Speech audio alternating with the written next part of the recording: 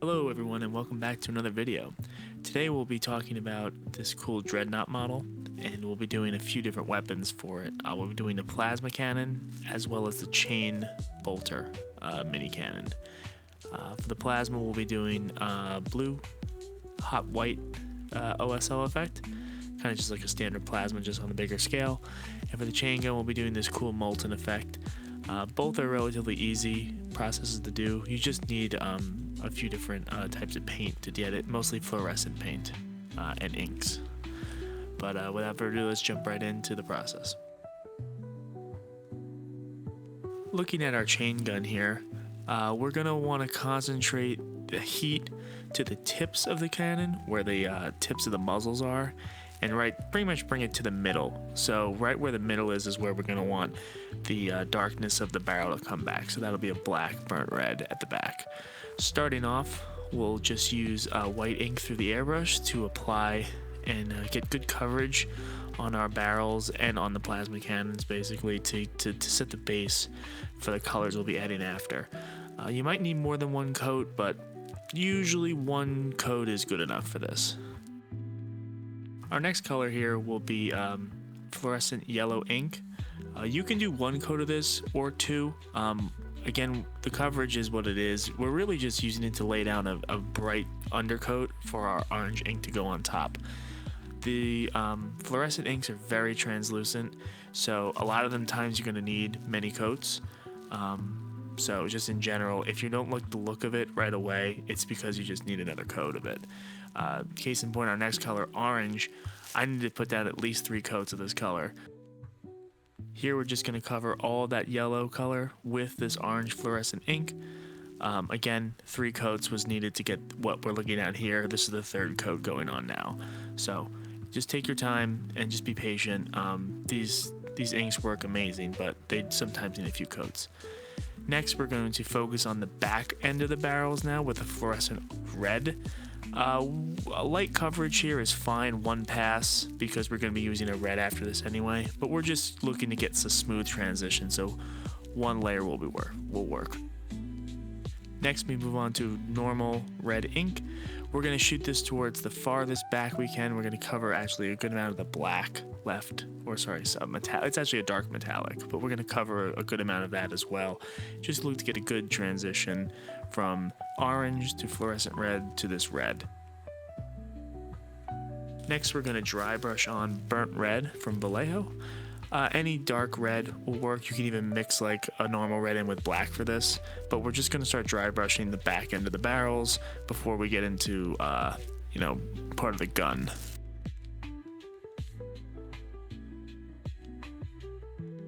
Now moving on to the black color next, I'm going to be dry brushing it to transition from the burnt red to black. I'm also going to be hitting a few other parts of the model. I went a little over with my overspray when I was shooting my fluorescent before, so I have fluorescent paint over some other parts of the gun. So I'm just going to use my dry brush and a regular brush to pretty much paint everything back in black, because we don't want to have too much overspray / light bounce off of for a Molten effect. It's more of a heat and not a light source, so there really shouldn't be that much on the rest of the gun. So I'm just basically base coating everything back in black here, and then after this I'll be using lead belcher with a dry brush to just lightly go over all of those parts I painted. This gun was originally a dark metal, so that's what I'm getting for. Now going back to the tips, I'm going to just cover all the tips of the muzzles in white paint. We're using bold titanium white here. I'm also going to hit a few other parts of where I would think the hottest parts of the metal would be. So that's a little bit around the barrel coverings, and there's a few other spots I try to hit here. I try to hit the muzzles in between the slits of the guard as well. Next, I'm going to cover all of those white parts with light orange from Vallejo. Any bright orange will do. We're just trying to set a hotter color, and granted, we do have a lot of fluorescent going on, this orange right here, but this will help smooth it out a little bit. Again, we're not covering all of our fluorescence up, we're just covering up the tips and some of these heat areas because we'll be coming in with another pigment after this.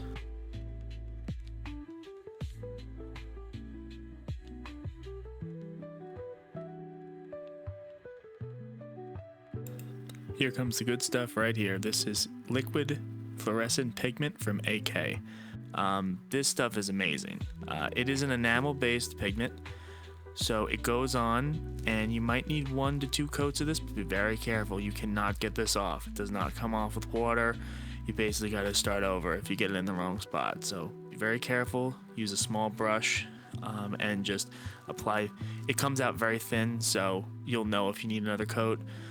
Try not to leave droplets of it in places. When it does dry, it dries bright, so you might not get the effect you're looking for.